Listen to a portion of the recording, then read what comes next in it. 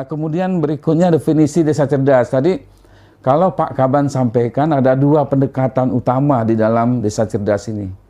Pertama tadi Pak Muji, bahwa pelayanan yang dilakukan desa harus menggunakan teknologi informasi. Nah, perumusan kebijakan harus berbasis data, IoT atau data. Data dan teknologi informasi ini menjadi blended sebenarnya. Kalau kita lihat data terkumpul, tercompile, analisa data, bisa menggunakan teknologi informasi juga. Banyak sekali aplikasi-aplikasi yang bisa mengolah data secara cepat. Tapi bagaimana data itu dikumpulkan, ini upaya kita yang harus kita perkuat di desa. Desa cerdas ini menggaiden juga. Menggaiden desa, masyarakat desa bisa mengumpulkan data secara mandiri. Ini yang diintegrasikan nanti dengan peran-peran desa. Masyarakat bisa melakukan compile secara mandiri. Wali datanya ada di desa. Bagaimana desa mengcompile, menganalisis, mengartikulasi, menerjemahkan data itu menjadi sebuah informasi, ini yang perlu diperkuat. Bagaimana caranya? Teknologi informasi, Mas. Teknologi informasi, IoT, dan lain-lain. Nah, kalau definisi secara umum di dalam program ini disebutkan bahwa desa cerdas itu adalah konsep percepatan pembangunan sesuai dengan tema kita, yang mendorong desa memanfaatkan teknologi digital. Kuncinya nih, kalau kita membaca definisi, kita harus titik beratkan di mana sih penguatan dari definisi ini. Kalau dari definisi ini yang kita lihat nih, percepatan pembangunan mendorong desa memanfaatkan teknologi digital. Maka titik tekannya itu ada bagaimana desa bisa memanfaatkan teknologi digital. Titik tekan yang pertama. Titik tekan yang kedua adalah masyarakat menggerakkan kemandirian desa. Mencerdaskan masyarakat, menggerakkan kemandirian desa. Ada 3 titik tekan di dalam definisi ini. Pertama, teknologi digital. Kedua, mencerdaskan kehidupan masyarakat. Ketiga, menggerakkan kemandirian desa. Nah, pertalian ini, connectivity atau pertalian dari titik tekan ini yang menjadi substansi dalam kegiatan desa cerdas. Nah, yang kemudian kita lihat slide berikutnya, tujuan dari desa cerdas nih. Desa sebagaimana yang diperintahkan oleh Bapak Presiden, Bapak Jokowi, substansi yang ingin menjadi target dari desa cerdas ini adalah transformasi. Jadi transformasi ini dilakukan melalui literasi. Maka tujuan pada kegiatan desa cerdas yang dirancang di BPI di Pusdaing BPI itu adalah terjadinya transformasi pemanfaatan teknologi digital dalam upaya mendorong peningkatan kualitas layanan dasar serta pembangunan desa berbasis pemberdayaan masyarakat yang inklusif. Inklusif ini maknanya apa? Inklusif ini tidak ada beda, tidak ada pembedaan di dalam kegiatan-kegiatan yang ada di desa. Nah, intervensinya melalui pemberdayaan dan berkelanjutan, sustainability itu pendekatan di dalam SDGs.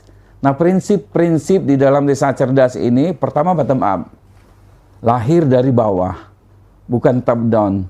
Kalau top down itu instruktif dan direktif, tapi ini lahir dari inisiasi masyarakat yang diformulasikan melalui pendampingan-pendampingan. Kemudian yang kedua, participatory, masyarakat berpartisipasi. Karena salah satu latar belakang program P3PD, Mas Muji, Key Performance Indicators-nya, KPI-nya itu adalah partisipasi perempuan nih. Partisipasi perempuan itu indikasi dari inklusivitas, kemudian nilai partisipasinya sendiri ada 2 aspek tuh. Tidak hanya kita melihat bagaimana perempuan berpartisipasi, tapi bagaimana perempuan memahami hak dan kewajibannya. Bagaimana masyarakat secara keseluruhan itu memahami hak dan kewajibannya di dalam berpartisipasi dalam pembangunan desa. Nah, ini kita perkuat nih prinsip-prinsip ini. Kemudian inklusif, kemudian inovatif, kemudian kolaboratif, nah yang kemudian sustainable. Nah, prinsip-prinsip ini yang melandasi dari kegiatan desa cerdas. Bottom up, participatory, inklusif, inovatif, kolaboratif, dan sustainability. Nah, pada slide berikutnya selanjutnya kita lihat nih, apa yang sebenarnya menjadi tantangan di dalam mewujudkan desa cerdas. Tadi yang disampaikan oleh Pak Kaban juga banyak tantangan nih. Tidak semua desa hari ini teraliri oleh internet secara baik. Ini secara baik nih. Tapi ada yang dialiri spot-spot tertentu aja. Ini juga menjadi mungkin identifikasi dari desa cerdasnya akan muncul tuh. Spot-spotnya yang kuat di mana? Yang tidak sama sekali di desa itu tidak teralir di mana? Sehingga yang blank spot di desa itu kan, desa itu ada desa, ada dusun, ada RT. Nah, itu spot-spot itu nanti kita petakan di dalam kegiatan ini. Nah, tantangan untuk mewujudkan desa cerdas ini, kemampuan SDM yang masih relatif terbatas dalam pemanfaatan IT. Relatif terbatas. Tapi kita lihat juga sebagian besar masyarakat kita itu sudah familiar lah dengan penggunaan IT. Apalagi dua tahun terakhir ini nih, jangankan masyarakat yang tingkat menengah ke atas tingkat pendidikannya, anak SD sekalipun hari ini sudah mampu mengoperasionalkan teknologi digital. Paling sederhana, mengoperasionalkan teknologi digital melalui aplikasi-aplikasi yang ada di smartphone-nya. Misalkan Zoom virtual gitu ya, kemudian WA Group dan lain-lain. Tapi tantangan secara umum kemampuan SDM itu yang kita juga dorong di dalam kegiatan desa cerdas ini. Kemudian jaringan infrastruktur internet digital, masih banyak titik yang blank spot. Kemudian yang berikutnya kondisi topografis. Ini yang disampaikan oleh Pak Kaban tadi.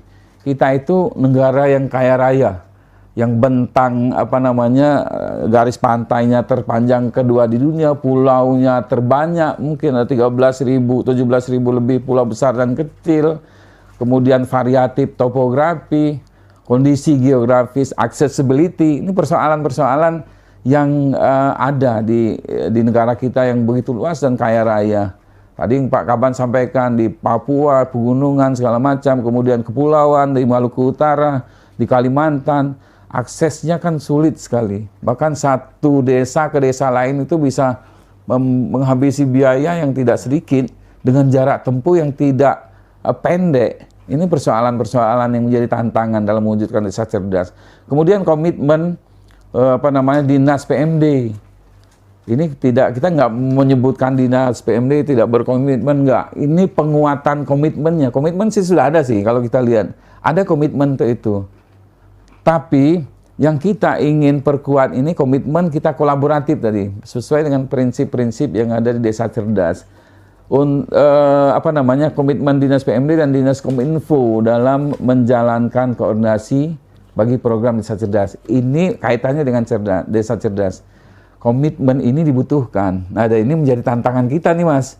Untuk pelaksanaan desa cerdas nggak bisa desa cerdas itu dijadikan hanya kepentingan dari pemerintah pusat. Karena prinsipnya bottom up, partisipatif, maka kolaborasi dalam bentuk koordinatif diperlukan. Utamanya dinas-dinas yang memiliki kompetensi dan berwenang untuk mengelola desa dan mengelola IT. Kalau di kabupaten dan provinsi, dinasnya PMD dan Dinas Kominfo. Walaupun kita tidak menafikan bahwa kita butuh juga kolaborasi dengan dinas-dinas lain. Kalau kita bicara tentang ekonomi cerdas, kita butuh UMKM, koperasi, kita butuh perbankan. Kalau kita bicara tentang smart living, kita butuh dinas pendidikan dan dinas kesehatan dan kebudayaan. Kalau kita bicara tentang masyarakat cerdas, kita butuh dinas pemuda, olahraga dan kebudayaan dan lain-lain. Ini tantangan kita di desa cerdas. Oleh karena itu tantangan ini kita selesaikan secara bersama-sama nih. Memang ini program pilot project yang sifatnya top down dari Kementerian Desa. Tapi prinsipnya kolaboratif, inovatif, bottom up, kemudian partisipatif. Kolaborasi itu kata kuncinya. Dan ini menjadi bagian dari SDGs yang ke-13 tadi. Kemudian strategi mewujudkannya bagaimana untuk mewujudkan desa cerdas itu? Pertama, melakukan pelatihan IT. Pelatihan IT dan pendampingan kepada aparatur masyarakat, kepada masyarakat, dan pemangku kepentingan yang terkait. Pelatihan ini nanti didesain secara teknis, ya, operasionalnya tidak langsung dilakukan pelatihan kepada masyarakat secara banyak, Mas. Tapi ada komunitas yang menjadi wadah untuk masyarakat bisa berinteraksi. Kita bisa mengintervensikan melalui itu. Nah, teman-teman pendamping maupun duta, kader, itu nggak harus satu rumah door to door mendatangi masyarakat untuk melatih, nggak.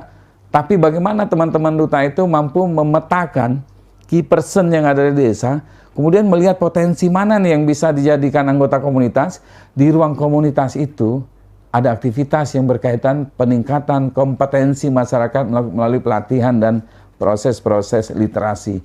Yang kedua, kerjasama dengan pihak ketiga dalam inisiasi dan peningkatan kualitas layanan konektivitas di desa. Kalau kita saat ini sudah melakukan kerjasama dengan pihak-pihak yang terkait, misalkan dengan kementerian sektoral tuh, kita udah kerjasama dengan Kementerian Kominfo, dengan badan usaha milik negara, dengan perguruan tinggi yang memiliki kompetensi sesuai dengan core-nya masing-masing.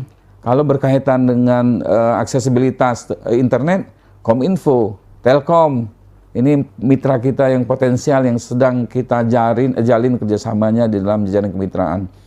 Yang berikutnya, strategi mewujudkan desa cerdasnya melalui adanya dokumen master plan desa cerdas. Nah, tadi yang saya bilang itu Mas Muji, master plan itu mengarah kepada roadmap desa cerdas dan rencana aksi yang menjelaskan menegaskan dengan jelas bahwa tahapan kegiatan dan alur koordinasi antar OPD kabupaten. Dia ada master plan-nya, kemudian ada roadmap-nya yang menjadi guidance. Kalau kita mau buat program memang harus jelas nih siapa melakukan apa, targetnya apa. Nah, guidance ini, master plan maupun roadmap yang akan dibangun itu mengarahkan semua sumber daya yang ada yang terlibat di dalam pembangunan desa cerdas ini bisa berkolaborasi dan berkoordinasi secara teknis untuk mencapai target dari desa cerdas yang